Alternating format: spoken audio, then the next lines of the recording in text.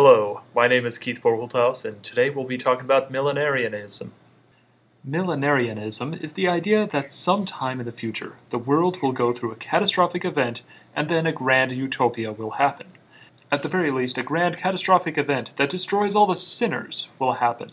This idea is something that is common enough to be found as we talk about the year 2000 and the Y2K bug, to the upcoming 2012.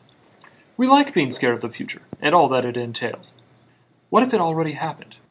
What if a culture is basing its beliefs on the ideas that the grand utopia was destroyed for its evil ways, and we are but the survivors of that horrible time?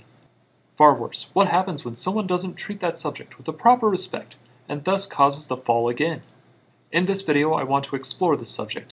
The grand millennium of the Germanic gods is found in Norse texts, and is commonly called Ragnarok, or Twilight of the Gods. The meaning is actually the idea that the gods all die off in a giant war with other gods and leave only two humans alive.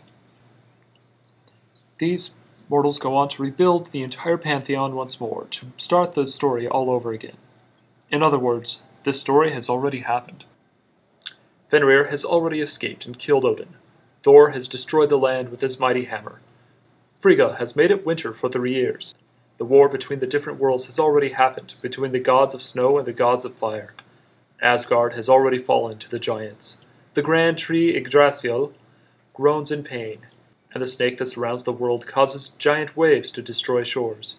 2 people have already survived this entire event and rebuilt the world. It is believed that this is all based on a volcano that erupted long ago. So it is completely okay to believe that Eyjafjallajökull was caused by Thor's mighty hammer. Or Mary Poppins did it while saying supercalifragilisticexpialidocious Eyjafjallajökull. Originally, the Germanic people were considered so uncivilized that a giant wall was put between them and the Roman Empire. Rome eventually had to give up land to the Germans, and one day the entire empire was found not centered in Italy, but among the Germanic tribes. This led to changes both for the Roman Empire, but also the way of life for Germans. There was a heavy emphasis that these wild and dangerous people needed to be Christianized. The Germans had a way of taking the old gods and making them subservient to the new ones. Elves, for instance, were subservient to Thor's mighty hammer. Odin and his fellow gods became other things to us, like the days of the week and Father Christmas. No, that's not a joke. Father Christmas, or Santa Claus, is based on the ancient belief of Yule. The children would put up their socks filled with food for Odin's horse.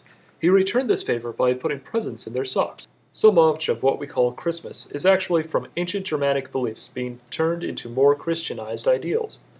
Cultures tend to change with times as needed. The uncivilized have proven resilient and adaptable. One ended up dominating and controlling how we view holidays. So we should all get ready for the next grand disaster that will end civilization.